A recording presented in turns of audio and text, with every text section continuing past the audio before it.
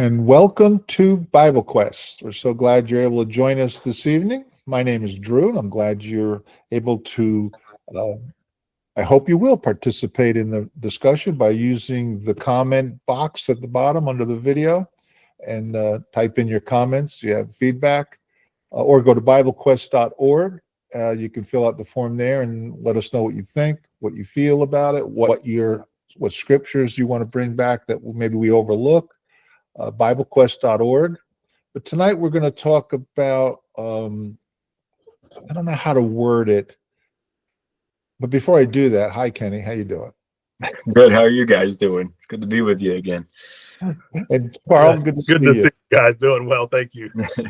But what I wanted to say before I was being so rude and not introducing you, what I was going to say is I've heard people say that Christianity is something that really is just a continuation of Judaism, that it's not really a separate religion.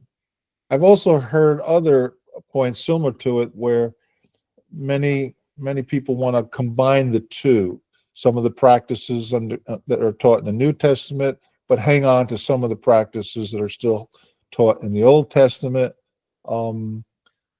combining the old law with the new law. But I think there's plenty of scriptures that tell us that it can't be that way, right? I would agree with that. I'm involved in a study of Hebrews right now, and the entire book, the point is don't go back to the Mosaic law. So I would think the whole book argues for that. There's parts of Galatians and Romans that argue against Judaism being the thing that you need to follow. The law of Moses, Paul preached in Antioch of Pisidia, could not save you. So the gospel came to save you from the things the law could not save. There's all kinds of evidence. But I think perhaps the seminal text, the one that's the strongest, to talk about the fact that Christianity is a separate thing, is a promise that was made in Jeremiah 31. Mm-hmm. So the context of this book, I think, is helpful as well. If you don't mind me bring that out a little bit. Jeremiah is writing to people who've been taken captive in Babylon and or are about to be when he starts the book. And he's telling them there's going to be a restoration, that this captivity will not be forever. They'll be allowed to come back to Jerusalem, but he really begins to speak in terms of something even greater than that. It's not just a return to Jerusalem, but it's a full return to God, and there's something God has planned. So in Jeremiah 31, in thinking in that context, he starts in verse 31. Behold, the days are coming, declares the Lord, when I will make a new covenant with the house of Israel and the house of Judah. Not like the covenant that I made with their fathers on the day when I took them by the hand to bring them out of the land of Egypt, my covenant that they broke, though I was their husband, declares the Lord. For this is the covenant I will make with the house of Israel after those days, declares the Lord. I will put my law within them, and I will write it on their hearts, and I will be their God, and they shall be my people. And no longer shall each one teach his neighbor and his brother, saying, Know the Lord, for they shall all know me, from the least of them to the greatest, declares the Lord. For I will forgive their iniquity, and I will remember their sin no more. So, is it a continuation of the old covenant? No, it's not like the covenant I made with their fathers. This is different. It's got a different aspect to it.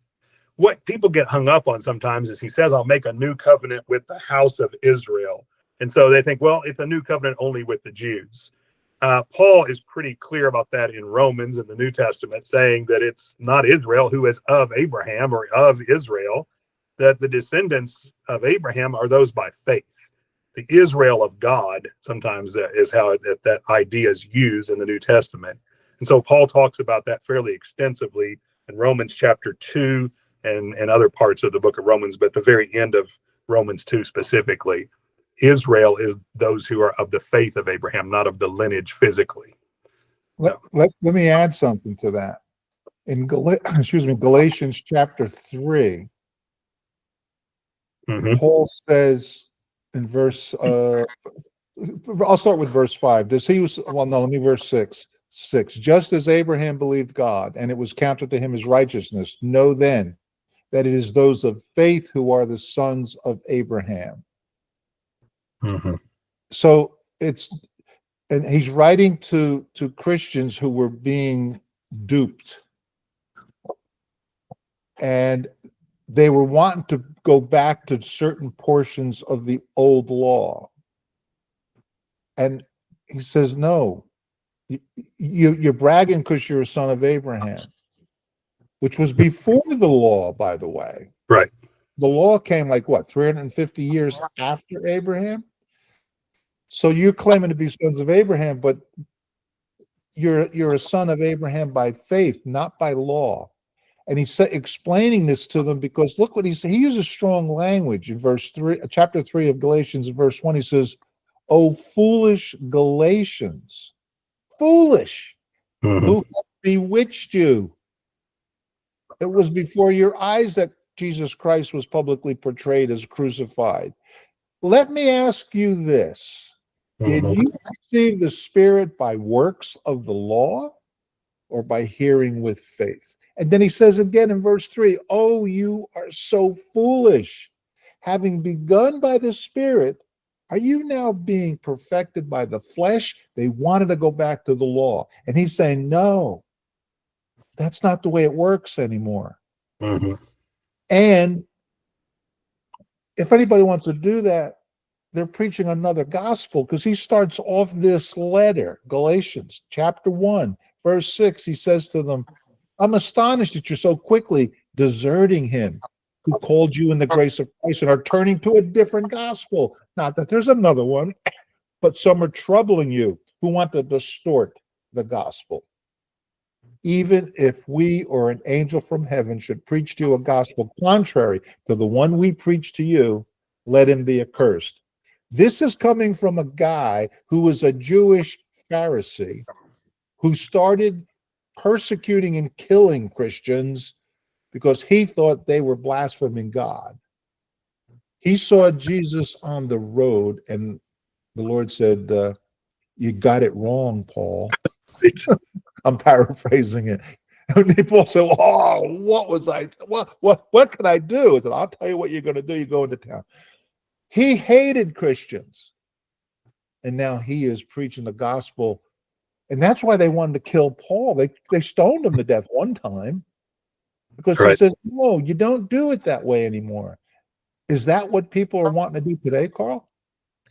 That's what they were wanting to do already in the first century. It didn't take long. In the book of Hebrews, they were trying to go back to it. But I appreciate something you brought out in Galatians. That chapter 3, he starts by telling them there in verses 4 and 5 that they are the sons of Abraham. Verse 6, verse 7, the sons of Abraham are the ones that are of faith. He finishes the text in chapter 3 after taking a moment to talk about why the law even came in. There's a promise given to Abraham of an inheritance. The law was brought in, but then after the law in Christ, look how he ends this text. I love this. "You are all sons of God." This is chapter 3, verse 26, "through faith in Christ Jesus. You're sons of Abraham by faith. You're sons of God by faith in Christ Jesus." And he's going to connect those thoughts now. "As many as were baptized into Christ have put on Christ. There is neither Jew nor Greek, neither slave nor free, male nor female. You're all one in Christ Jesus. And if you are Christ's, then you are Abraham's seed and heirs according to the promise." Oh, my goodness. That's how he finishes that argument that he started. But people are worried about the law. And so he tells them, yeah, the law had a purpose. The law came about 430 years later, he says here. The law came about after the promise. And the law doesn't annul the promise. The law was meant to help them make it to the promise. And it brought about the Christ who effected the promise.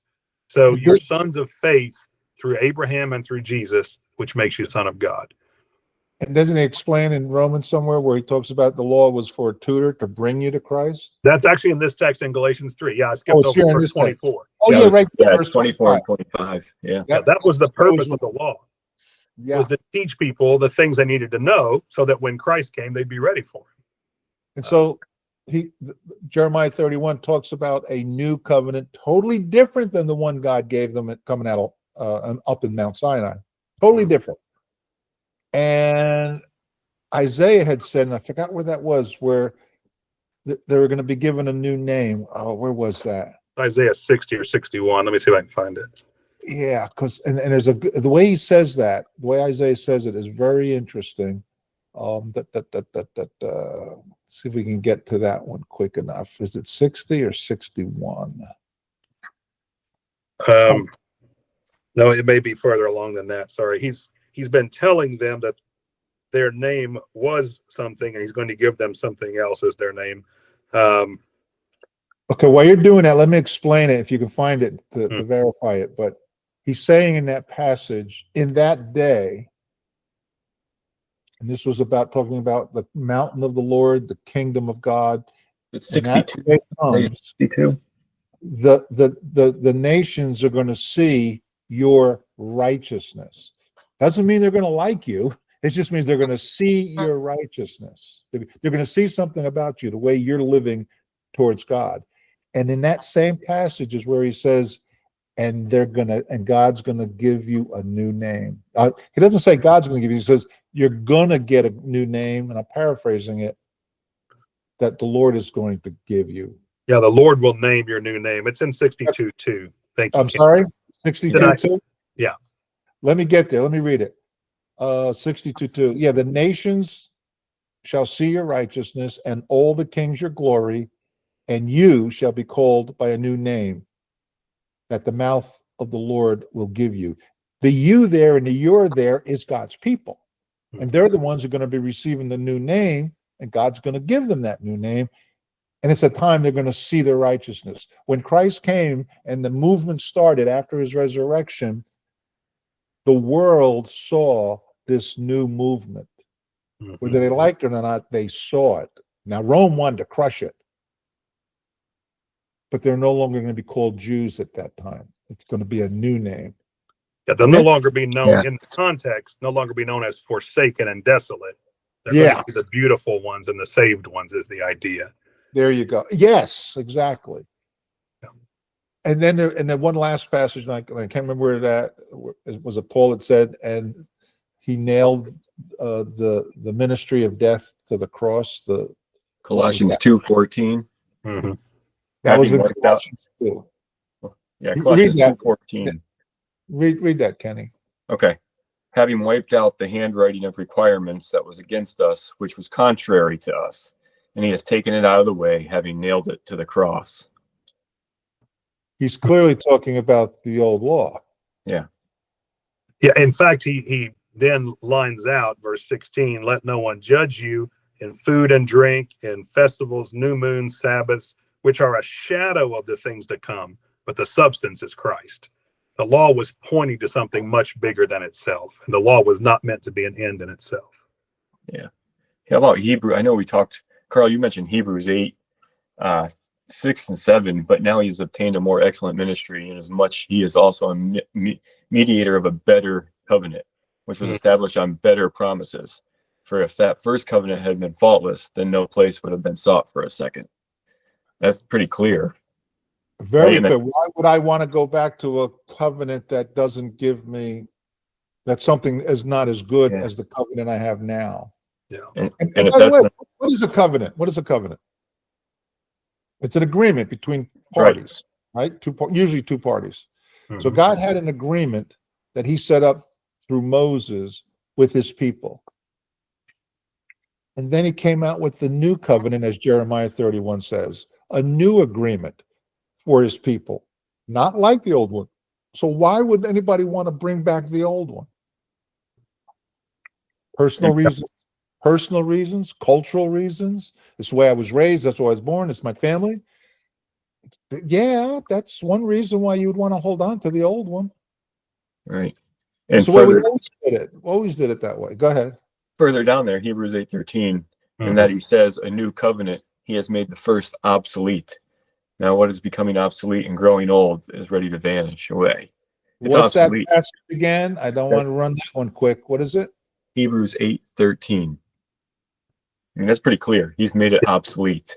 You can say it's still in effect whatever you want, but that tells me it's obsolete. Obsolete means obsolete. It's done. In speaking of a new covenant, he makes the first one obsolete.